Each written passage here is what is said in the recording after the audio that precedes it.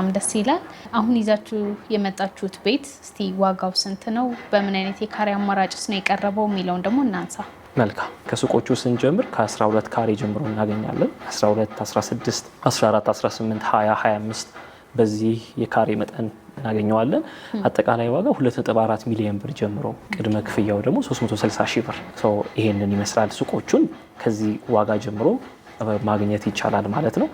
ወደ መኖሪያ ቤቶቹ ደግሞ ስንሄድ ባለ አንድ መኝታ በጣም ትንሽ ነው ያለን 77 ካሬ አንድ ቤት አለን። ይሄንንም ደግሞ አጠቃላይ ዋጋው 10 ሚሊዮን ብር ነው የሚሆነው። ቅድመ ክፍያ 1.5 ሚሊዮን ብር ከፍለው ቀሪውን በ9 ዙር ነው የሚከፍሉት።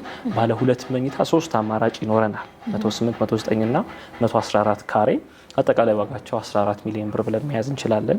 ቅድመ ክፍያ ከ2.2 ሚሊዮን ብር ጀምሮ ማግኘት እንችላለን። ባለ 3 መኝታ 157 ካሬ በጣም ቆንጆ ቤት ተጨማሪ የሰራተኛ ማደሪያ ክፍል ያለው በ157 ካሬ አጠቃላይ ዋጋው 20 ሚሊዮን ብር፣ ቅድመ ክፍያ ደግሞ ከ3 ሚሊዮን ብር ጀምሮ ማለት ነው። ይህንን ሰዎች ገዝተው ቀሪውን ሁለት አይነት ያከፋፈል ዘዴ ይኖረናል።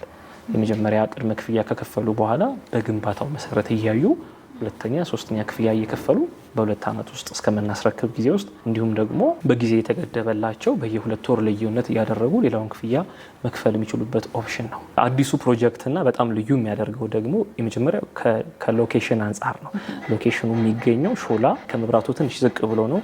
የለም ሆቴል ያለው አስፋልት ፊት ለፊት ስንወጣ የምናገኘው ነው። ይሄ ማለት ቦታው በጣም ኮንቪኒየንት፣ መገናኛ መሄድ ብንፈልግ፣ ወደ እንግሊዝ ኤምባሲ መሄድ ብንፈልግ፣ ወደ ለም ሆቴል ወደ 22 እንዲሁም ደግሞ ወደ ካሳንቺስ ሲግናል መስመር የሚወስድ ቦታ ላይ ነው የሚገኘው። ወደ ሰው በደፈለገበት ቦታ በቀላሉ መንቀሳቀስ ይችላል። ይህን ማወቃችን ለማከራየትም ቢሆን ለመኖርም ቢሆን ጥሩ የሆነ ቦታ ላይ ነው የሚገኘው። እንዲሁም ደግሞ የንግድ ሱቆቹ ወደ ሾላ ገበያ መግቢያ ኦልሞስት አስፋልቱ ዳር ስለሆነ ያለው በጣም ጥሩ ቦታ ነው ማለት ነው ያለው። ቀደም ብለህ